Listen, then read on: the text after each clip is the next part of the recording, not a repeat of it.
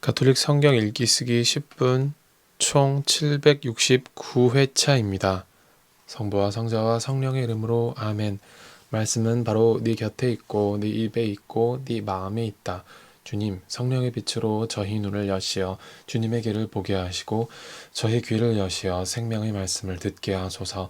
아멘. 성부와 성자와 성령의 이름으로 아멘.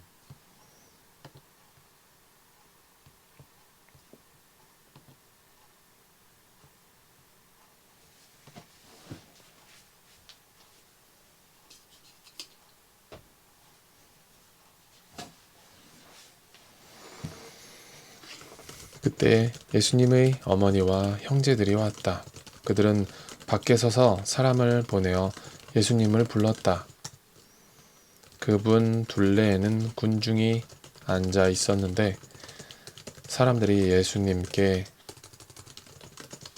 보십시오. 스승님의 어머님과 형제들과 누이들이 밖에서 스승님을 찾고 계십니다. 하고 말하였다. 그러자 예수님께서 그들에게 누가 내 어머니고 내 형제들이냐 하고 반문하셨다. 그리고 당신 주위에 앉은 사람들을 둘러 보시며 이르셨다. 이들이 내 어머니고 내 형제들이다. 하느님의 뜻을 실행하는 사람이 바로 내 형제요, 누이요, 어머니다. 예수님께서 다시 호숫가에서 가르치기 시작하셨다. 너무 많은 군중이 모여들어 그분께서는 호수에 있는 배에 올라 앉으시고 군중은 모두 호숫가 무태 그대로 있었다. 예수님께서 그들에게 많은 것을 비유로 가르치셨다. 그렇게 가르치시면서 말씀하셨다. 자, 들어보아라. 씨 뿌리는 사람이 씨를 뿌리러 나갔다. 그가 씨를 뿌리는데 어떤 것은 길에 떨어져 새들이 와서 먹어버렸다. 어떤 것은 흙이 많지 않은 돌밭에 떨어졌다. 흙이 깊지 않아 싹은 곧 돋아났지만 해가 솟아오르자 타고 말았다. 뿌리가 없어서 말라버린 것이다. 또 어떤 것은 가시덤불 속에 떨어졌는데 가시덤불이 자라면서 숨을 막아버려 열매를 맺지 못하였다. 그러나 어떤 것들은 좋은 땅에 떨어져 싹이 나고 자라서 열매를 맺었다. 그리하여 어떤 것은 30배, 어떤 것은 60배, 어떤 것은 100배의 열매를 맺었다. 예수님께서는 이어서 말씀하셨다. 들을 귀 있는 사람은 들어라. 예수님께서 혼자 계실 때 그분 둘레에 있던 이들이 12제자와 함께 와서 비유들의 뜻을 물었다. 예수님께서 그들에게 대답하셨다. 너희에게는 하느님 나라의 신비가 주어졌지만 저 바깥 사람들에게는 모든 것이 그저 비유로만 다가간다. 보고 또 보아도 알아보지 못하고 듣고 또 들어도 깨닫지 못하여 저들이 돌아와 용서받는 일이 없게 하려는 것이다. 예수님께서 또 그들에게 말씀하셨다. 너희는 이 비유를 알아듣지 못하겠느냐? 그러면서 어떻게 모든 비유를 깨달을 수 있겠느냐? 씨 뿌리는 사람은 실상 말씀을 뿌리는 것이다. 말씀이 길에 뿌려지는 것은 이러한 사람들을 두고 하는 말이다. 그들이 말씀을 들으면 곧바로 사탄이 와서 그들 안에 뿌려진 말씀을 앗아가 버린다. 그리고 말씀이 돌밭에 뿌려지는 것은 이러한 사람들이다. 그들은 말씀을 들으면 곧 기쁘게 받는다. 그러나 그들에게 뿌리가 없어서 오래가지 못한다. 그래서 말씀 때문에 환난이나 박해가 일어나면 곧 걸려 넘어지고 만다. 말씀이 가시덤불 속에 뿌려지는 것은 또 다른 사람들이다. 이들은 말씀을 듣기는 하지만 세상 걱정과 재물의 유혹과 그 밖의 여러 가지 욕심이 들어가 그 말씀의 숨을 막아버려 열매를 맺지 못한다. 그러나 말씀이 좋은 땅에 뿌려진 것은 이러한 사람들이다. 그들은 말씀을 듣고 받아들여 어떤 이는 30배, 어떤 이는 60배, 어떤 이는 100배의 열매를 맺는다. 예수님께서 또 그들에게 말씀하셨다. 누가 등불을 가져다가 함지 속이나 침상 밑에 놓겠느냐? 등경 위에 놓지 않느냐? 숨겨진 것도 드러나기 마련이고 감추어진 것도 드러나게 되어 있다. 누구든지 들을 귀가 있거든 들어라. 예수님께서 다시 그들에게 말씀하셨다. 너희는 새겨 들어라. 너희가 되어서 주는 만큼 되어서 받고 거기에 더 보태어 받을 것이다. 정녕 가진 자는 더 받고 가진 것 없는 자는 가진 것마저 빼앗길 것이다. 예수님께서 또 말씀하셨다. 하느님의 나라는 이와 같다. 어떤 사람이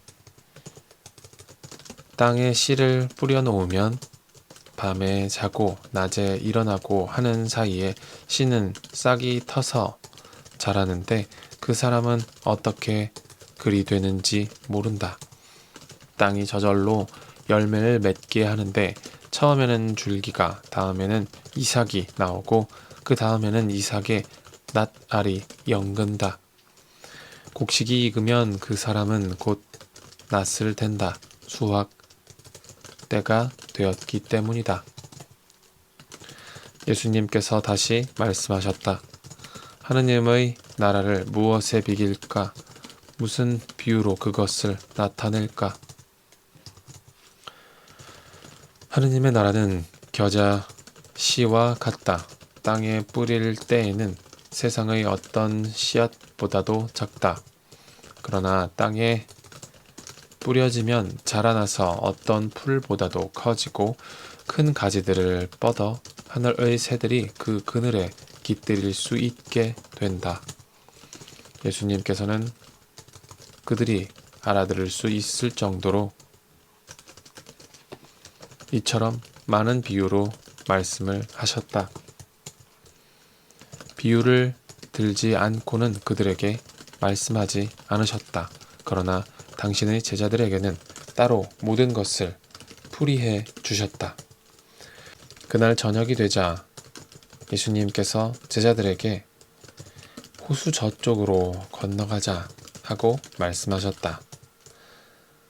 그래서 그들이 군중을 남겨둔 채 배에 타고 계신 예수님을 그대로 모시고 갔는데 다른 배들도 그분을 뒤따랐다. 그때 거센 돌풍이 일어 물결이 배 안으로 들이쳐서 물이 배에 거의 가득 차게 되었다. 그런데도 예수님께서는 고물에서 베개를 베고 주무시고 계셨다. 제자들이 예수님을 깨우며 스승님, 저희가 죽게 되었는데도 걱정되지 않으십니까? 하고 말하였다. 그러자 예수님께서 깨어나시어 바람을 꾸짖으시고 호수더러 잠잠해져라 조용히 하여라 하시니 바람이 멎고 아주 고요해졌다. 예수님께서는 그들에게 왜 겁을 내느냐 아직도 믿음이 없느냐 하고 말씀하셨다. 그들은 큰 두려움에 사로잡혀 서로 말하였다. 도대체 이분이 누구시기에 바람과 호수까지 복종하는가? 그들은 호수 건너편 게라사인들의 지방으로 갔다. 예수님께서 배에서 내리시자마자 더러운 영이 들린 사람이 무덤에서 나와 그분께 마주왔다. 그는 무덤에서 살았는데 어느 누구도 더 이상 그를 쇠사슬로 묶어둘 수가 없었다. 이미 여러 번 족쇄와 쇠사슬로 묶어두었으나 그는 쇠사슬도 끊고 족쇄도 부수어 버려 아무도 그를 휘어잡을 수가 없었다. 그는 밤낮으로 무덤과 산에서 소리를 지르고 돌로 제 몸을 치곤 하였다. 그는 멀리서 예수님을 보고 달려와 그 앞에 엎드려 절하며 큰 소리로 지극히 높으신 하느님의 아들 예수님, 당신께서 저와 무슨 상관이 있습니까? 하느님의 이름으로 당신께 말합니다. 저를 괴롭히지 말아 주십시오. 하고 외쳤다. 예수님께서 그에게 더러운 영아, 그 사람에게서 나가라. 하고 말씀하셨기 때문이다. 예수님께서 그에게 네 이름이 무엇이냐? 하고 물으시자 그가 제 이름은 군대입니다. 저희 수가 많기 때문입니다. 하고 대답하였다. 그러고 나서 예수님께 자기들을 그 지방 밖으로 쫓아내지 말아달라고 간곡히 청하였다. 마침 그곳 산 쪽에는 노아 기르는 많은 돼지떼가 있었다. 그래서 더러운 영들이 예수님께 저희를 돼지들에게 보내시어 그 속으로 들어가게 해 주십시오. 하고 청하였다. 예수님께서 허락하시니 더러운 영들이 나와 돼지들 속으로 들어갔다. 그러자 2,000마리쯤 되는 돼지떼가 호수를 향해 비탈을 내리달려 호수에 빠져 죽고 말았다. 돼지를 치던 이들이 달아나 그 고을과 여러 촌락에 알렸다. 사람들은 무슨 일이 일어났는지 보려고 왔다. 그들은 예수님께 와서 마귀 들렸던 사람, 곧 군대라는 마귀가 들렸던 사람이 옷을 입고 제정신으로 앉아있는 것을 보고는 그만 겁이 났다. 그 일을 본 사람들이 마귀 들렸던 이와 돼지들에게 무슨 일이 일어났는지 그들에게 이야기해 주었다. 그러자 그들은 예수님께 저희 고장에서 떠나 주십사고 청하기 시작하였다. 그리하여 예수님께서 배에 오르시자 마귀 들렸던 이가 예수님께 같이 있게 해 주십사고 청하였다. 그러나 예수님께서는 허락하지 않으시고 그에게 말씀하셨다.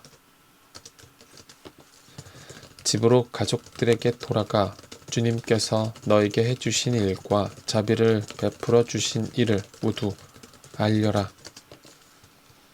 그래서 그는 물러가 예수님께서 자기에게 해주신 모든 일을 데카폴리스 지방에 선포하기 시작하였다. 그러자 사람들이 모두 놀랐다.